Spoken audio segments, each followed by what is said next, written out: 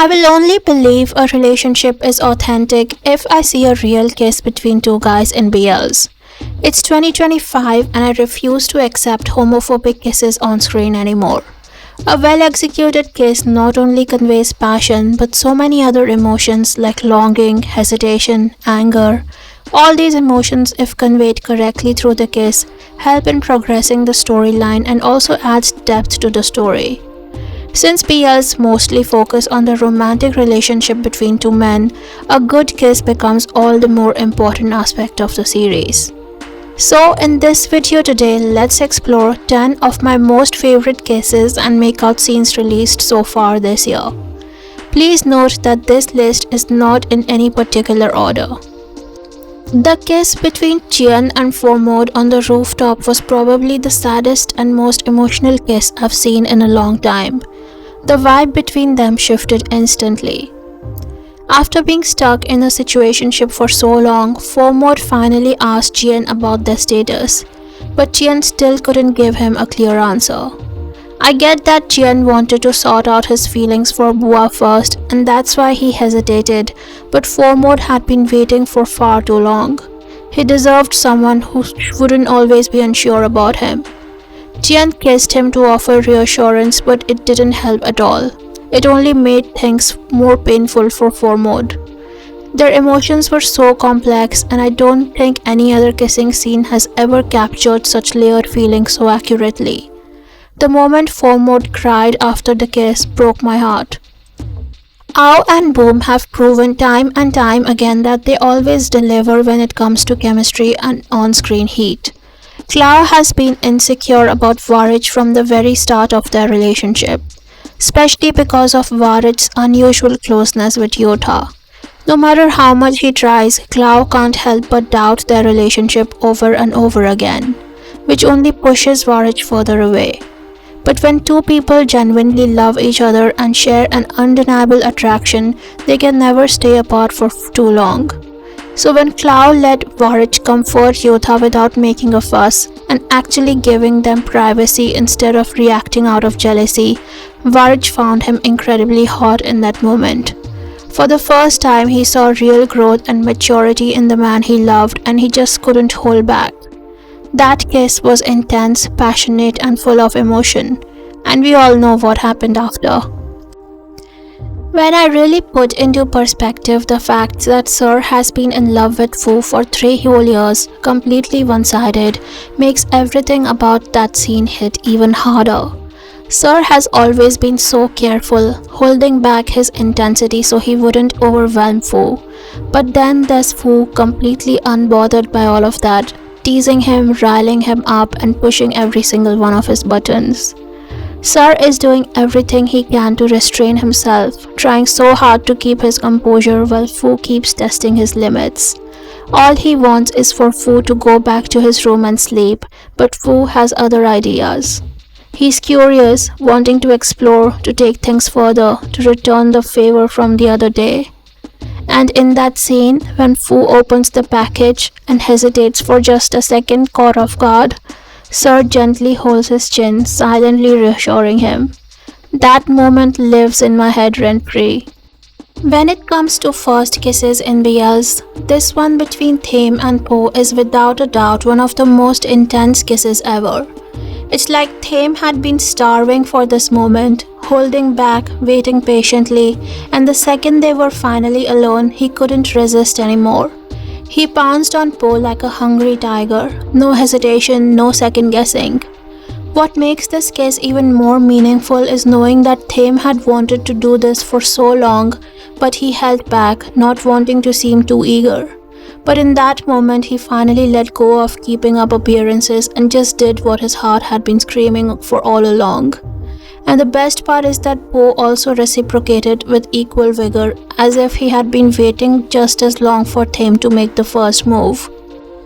If you're not watching Checkered Shirt, what are you even doing? The chemistry is really good. Jongyu might be homophobic, but that doesn't stop him from trailing after Hangyeol, following him all the way to his house like a moth to a flame. They're having this whole conversation about Jonghyun being inexperienced in relationships, but let's be real, it's just an excuse for him to get closer to Hangyul. And then it happens.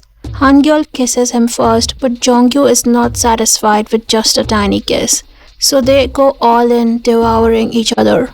But of course, the next day, Jonghyun refuses to admit any of it even happened. I absolutely love watching self-hating homophobic characters struggle with their feelings. It makes their inevitable breakdown and emotional spiral so much more entertaining to watch. For Songyun, it felt like everything he'd ever wanted was finally happening. After spending so long crushing on Dawn, the fact that Dawn was now kissing him felt almost unbelievable. In that moment, Songyun was over the moon. Dawn's lips were soft, and the way he looked at Songyun made it seem like he was completely lost in him. Feeling hopeful, Songyun kissed him back, deeper this time, thinking maybe his feelings weren't one-sided after all. But just as things seemed perfect, Dawn mumbled a name, Jaemin. Songyun has no idea who this man is. Dawn, in his drunken state, had mistaken him for someone else. The heartbreak Songyun must have experienced in this moment is unbelievable. Songyun had spent so much time hoping that there was something real between them, but in that moment he realized Dawn's feelings belonged to someone else. The kiss and intimate scene between the second lead couple, Bingchen and Lucy, completely caught me off guard.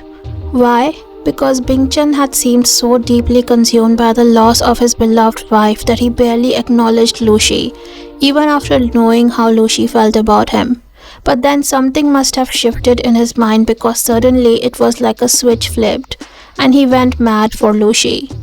Honestly, it felt like the widower had been holding everything in for far too long, because the way he grabbed Lucy with such intensity left me absolutely stunned.